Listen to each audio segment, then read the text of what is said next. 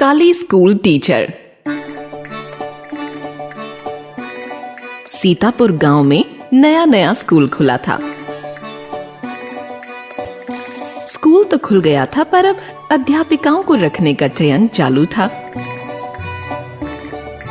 अरे मैं तो कहता हूँ जो युवा थोड़े बहुत पढ़े लिखे हैं उन्हीं को इस विद्यालय में लगा लेते हैं। अरे नहीं काका, ऐसा नहीं कर सकते।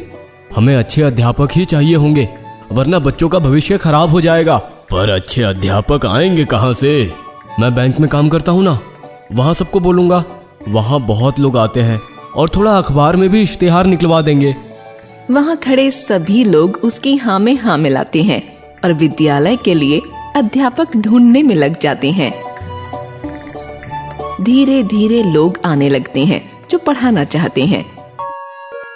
उन्हीं में एक टीचर आती है, निर्मला। वो थोड़ी काली होती है, पर उनकी मैथ्स काफी अच्छी होती है। मैथ्स इंटरव्यू में सबसे अच्छे मार्क्स उन्हीं के आते हैं। उन्हें मैथ्स टीचर के लिए अपॉइंट कर लिया जाता है। एक दिन स्कूल के उद्घाटन का दिन आता है। क्योंकि निर्मला बाकी सब से उम्र में थोड़ी बड़ी थी, तो सबने सोचा उन्हीं से फीता कटवाएंगे। महेश जी, अरे इनसे क्यों कटवा रहे हो? कितनी काली है ये। हाँ भाई, सही कह रहे हो आप।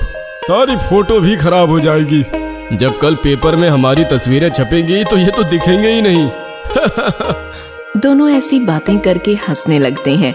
निर्मला को समझ तो आ जाता है कि कुछ उसके बारे में ही बात हो रही है, पर फिर भी वो चुप रहती हैं। उनका रंग शुरू से ही काला था। वो ऐसे ही सबसे बातें सुनकर बड़ी हुई थी, तो उन्हें बुरा तो बहुत लगता है, पर वो चुप रहती हैं।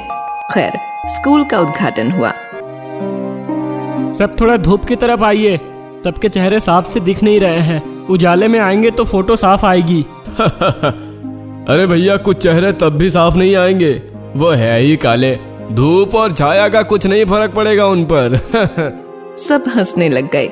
निर्मला ये सब चुपचाप सुन लेती है, पर उनका सारा ध्यान बस इस बात पर होता है कि वो पढ़ाने आई है। अगले दिन वो सुबह जल्दी ही स्कूल पहुंच जाती है और खुशी खुशी बच्चों का इंतजार करने लगती है। बहुत देर हो जाती है, पर उनकी क्लास में कोई नहीं आता। वो बाहर जाकर देखती हैं तो बच्चे सुरेश सर से मैथ्स पढ़ रहे होते हैं। अरे ये क्या सर, आप मेरी क्लास के बच्चों को क्यों पढ़ा रहे हैं? मैडम, मैंने नहीं बुलाया इन्हें यहाँ।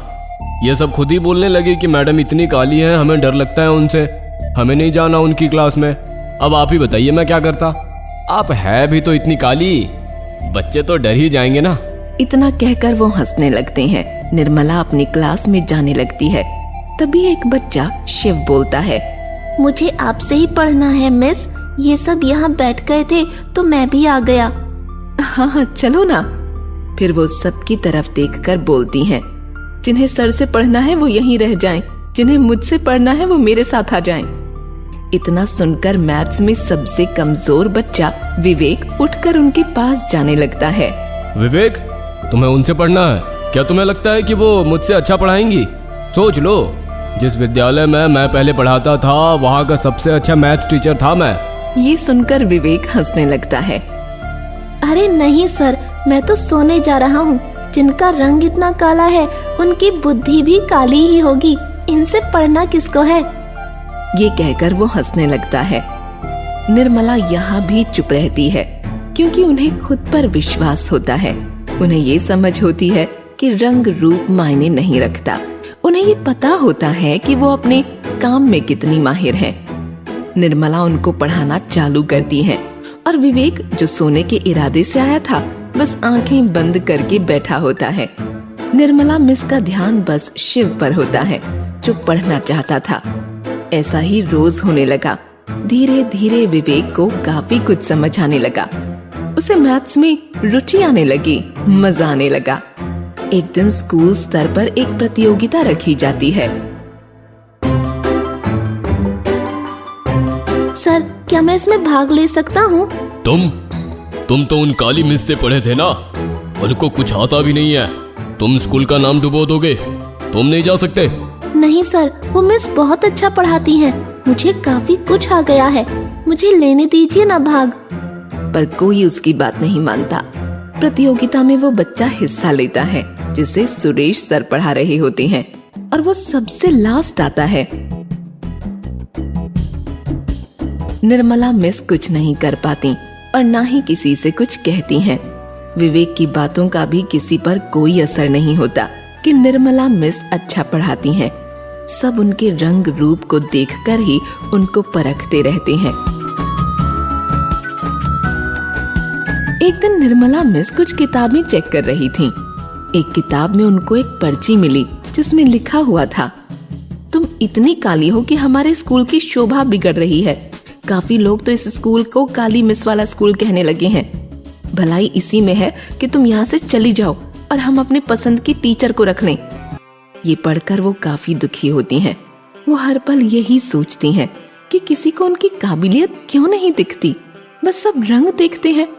वो उस चिट्ठी के बारे में किसी को नहीं बताती, पर अब ऐसे ही उनको रोज स्कूल छोड़ने के लिए परेशान किया जाता है। ये कौन हो सकता है, इसका पता तो लगाना ही होगा। उन्हें समझ नहीं आ रहा होता कि वो ये कैसे पता करें कि ये लिखाई किसकी है। फिर एक दिन उन्हें एक तरकीब सूझती है। सर, मुझे लगता है कि सब ठीक ही कह रहे हैं। मुझे यहाँ से चले जाना चाहिए।